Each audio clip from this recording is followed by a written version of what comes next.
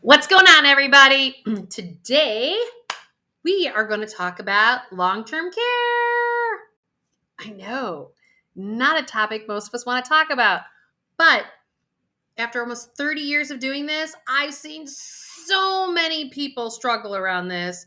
So today, I want to just give you pieces and considerations that you should have, whether it's for you or for one of your loved ones. Might be mom and dad, might be your in-laws, might be grandma, grandpa, depending if you're in your 20s, 30s, 40s, 50s, 60s, 70s, 80s, or 90s. It might even be you.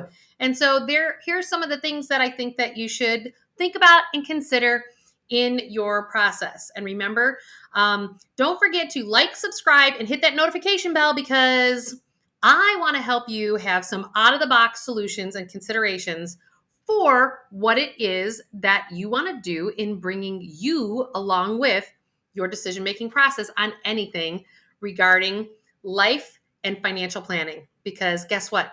Most of us make the decisions that are outside of us and not decisions that are actually from our insides. And you might be saying, Julie, what in the heck are you talking about? Well, I'm going to show you what I'm talking about. So let's talk about 4 different ways and things to think about in terms of long-term care process. Now, I can tell you that years ago, I really got immersed into this from a personal experience in working with both of my grandmothers as they were going through this phase of their lives.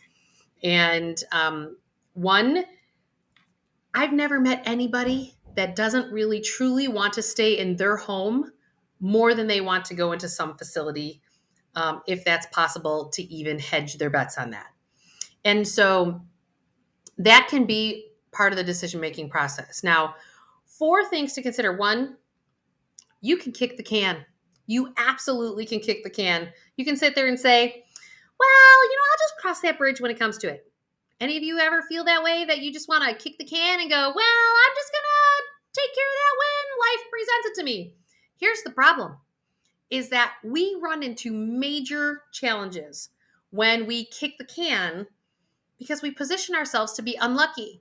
And so how do we actually position ourselves to be lucky? How do we maybe kill 2 birds with 1 stone, like have something that works for me today, but then also something that works for me tomorrow, and see if you like that or you don't like that? Or if it's not your planning, then what about your parents' planning? It's very interesting as the issue of long-term care continues to be an issue, not only in the United States, but around the world, because the fastest growing portion of the population is age 100 and older, which is very fascinating on some level.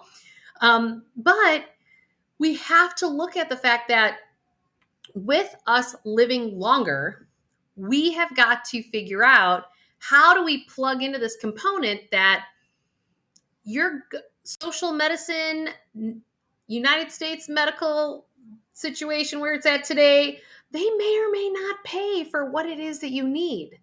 And I think it's super important for us to take this into consideration. So the first thing is, you absolutely can kick the can. And some of you out there may be saying, well, once my parents get there, I'll figure it out. And I can tell you that when I'm sitting with clients one-on-one, one of the things that I challenge them on is, it's about, what are you going to be okay with when you do your planning with your parents? Now, your parents may be financially well enough off to be able to pay for long-term care and have no issues, or they may have bought insurance policies to cover it. That may or not be the case. But here's the key. I need you to actually have that conversation. Not an easy thing to talk about. But you can and some families are very open about those things, and some families are very closed-mouthed. But don't make assumptions. That would be my first recommendation, is don't make assumptions. Have the courage to have the awkward conversations. Say, if this were to ever occur, what are your desires, mom and dad, or grandma and grandpa? How do you want that to roll in your life? And have you done any planning around that? Because when I'm talking to my clients, one of the things that I always say to them is, at the end of the day, I want you to visualize that if your loved one, grandma, grandpa, aunt, or uncle, whoever it is that you may be caretaking or helping to caretake,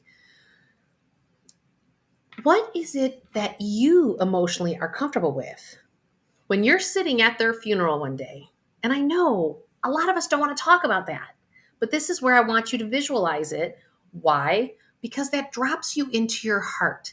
And this is what I'm talking about, that if we drop into our hearts and we actually feel the feelings as opposed to deflecting and not feel our feelings, what do you need to do personally to make sure that you're showing up and you feel whole because you showed up the way you wanted to show up for your loved one in the fashion that you wanted to show up? Whether or not mom or dad did the planning or did not do the planning, whether or not mom and dad had enough money or didn't have enough money. It's about how did you show up? So for me, one of my grandmothers has 6 children. And of those 6, I just said when grandma needed the care, because my grandfather died way before my grandmother, like 40 years before my grandmother. And grandma didn't have this planning. It was just kind of like, okay, well, I've got 6 kids and hopefully it all works out. And there wasn't really a plan per se. But I knew for me that it was important for me to actually choose to participate in some of that cost, because that way, if and when grandma passed, that I knew that I felt whole based on how I showed up. And I chose for years to write a monthly check to help grandma out when she needed that care and she desired to stay in her home. So that's what we did. So, but that's not true for all of you. I had a conversation with a client today who we had the discussion around, you know what? Your mom did great financially. She worked hard. She's at the later phase of her life.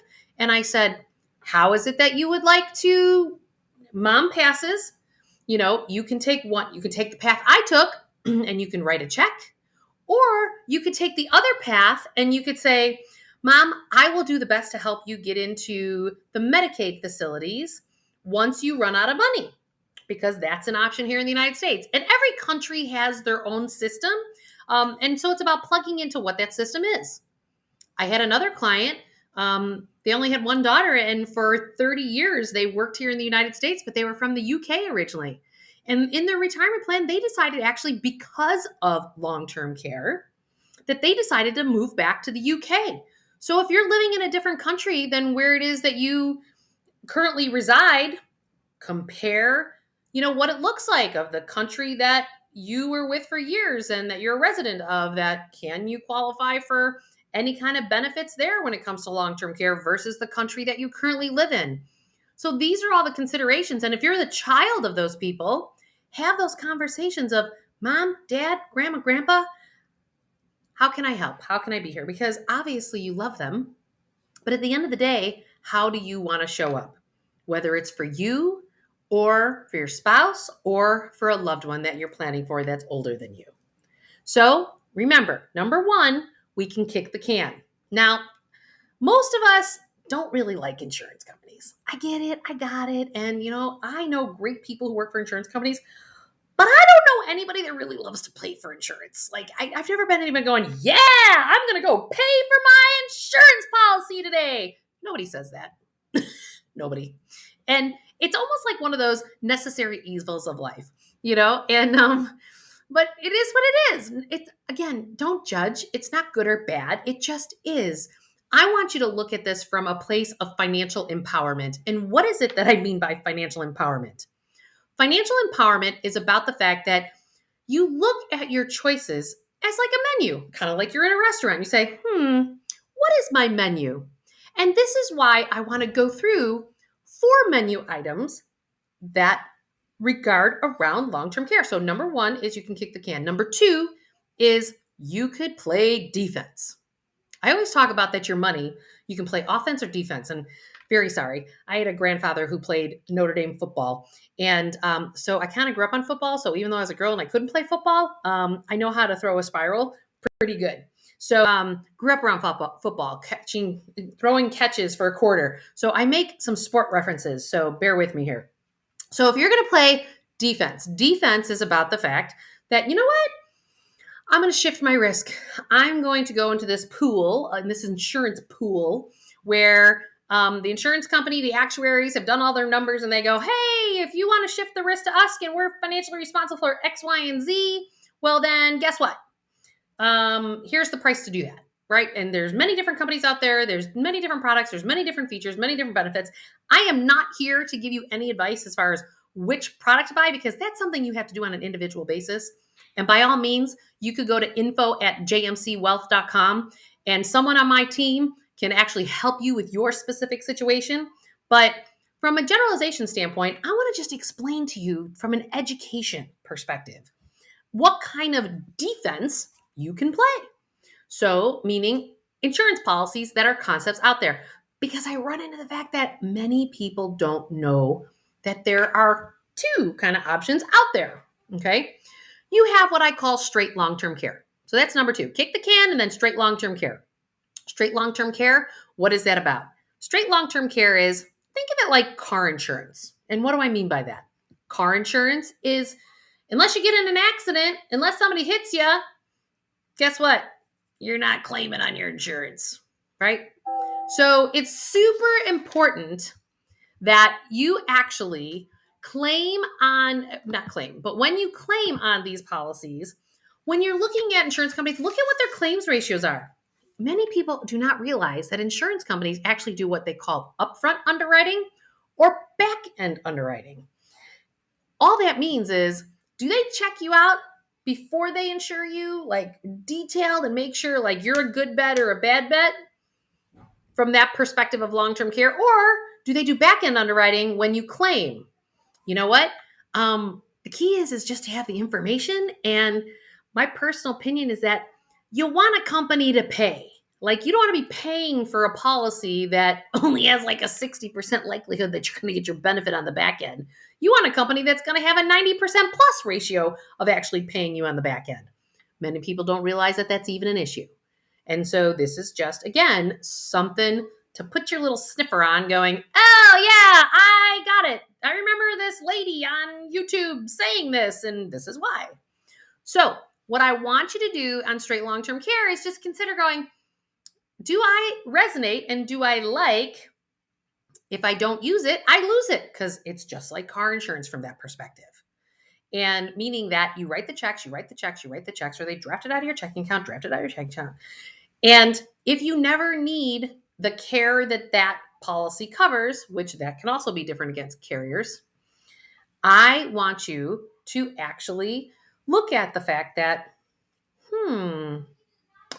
if I don't use this, am I okay with writing those checks or having that premium paid all those years? Because statistically, it's a little over 50% chance that you are going to need some kind of long-term care in your lifetime. That's what the current stats say.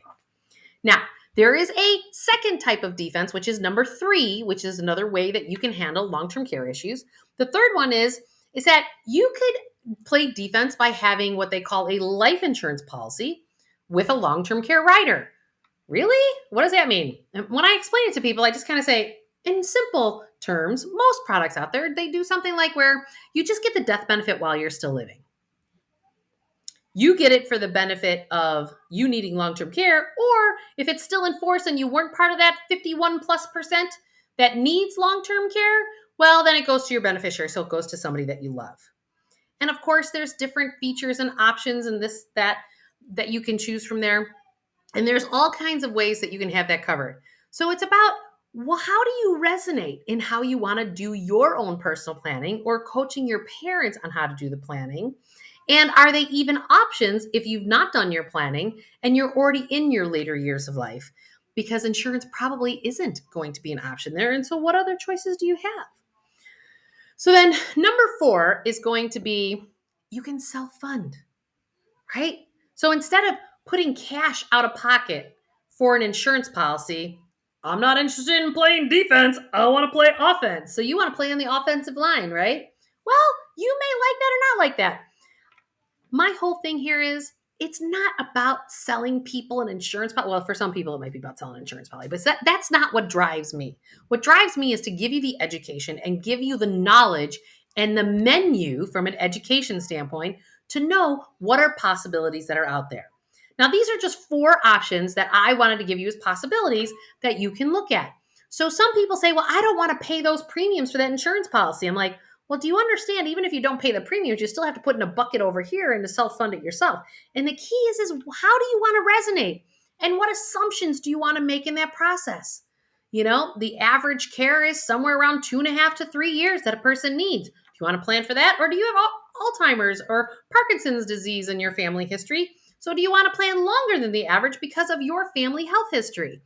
These are the things that you can take into account and how you personalize this decision based on your life and your own customization of your own product. And then it's a trade-off of how much do I want to put out of pocket versus how much do I want for other things in my life, as opposed to just worrying about maybe or maybe not I wind up with a long-term care issue. So at the end of the day, what I want you to do is I just want you to take you and your heart along for all the decisions that you make from a financial planning perspective and a life planning perspective. Why? Because you matter. Don't just buy a product out there because this is what they told me. I wanted to land inside of your system as to why you bought that product, what it does for you, and where do you resonate? Because there are no right or wrong answers. It's just about what fits. Think of it like a puzzle. What's the piece of the puzzle that fits you the best? Or it could be like the best outfit you're wearing out at night. Like which outfit makes you feel groovy? Like, yeah, I understand. Long-term care is not really groovy. But my point is the fact that what makes you feel grounded? What makes you feel like, okay, this is a good plan? I had another client that really decided, you know what? I grew up on food stamps. I'm super successful today. I am income affluent and I'm super grateful, but I know mom at some point is going to need some help because guess what? Mom and dad are divorced. Mom doesn't have any money. Dad had all the money. And then once the alimony ran out, there isn't any more money left. So I know I'm going to have to fiscally help mom out. And I said, well, do you want to start? Here's another option if you have a loved one. Do you want to set up an account, some kind of account? It doesn't have to be any specific account that you have money go from every paycheck into a parent's long-term care fund. And it's not that you even have to tell your parents that it's there, but maybe in your personal planning process, you want to start to carve some stuff out. And maybe initially you can only have it be $50 a month. And maybe your parents are young and they're only in their 50s or their 60s. Well, but if you do that over 20 years, you're going to have a chunk of change in there because if you want to be the one that writes the checks for your parents, this is how you can do it a little bit at a time and you can build that up because you know that you are then showing up for your loved ones the way you prefer to do it. And I am so grateful that you joined me today. If you want other tips and tools of how to approach your life, I'm going to click this right here. You can certainly click on that link. And I'm giving my book, Awaken Your Wealth, for free. All you have to do is pay your own shipping. And please don't forget to like, subscribe, and hit that notification bell because you know what? We have more tips and tools coming from you. And God love you. And we'll talk to you soon. Bye.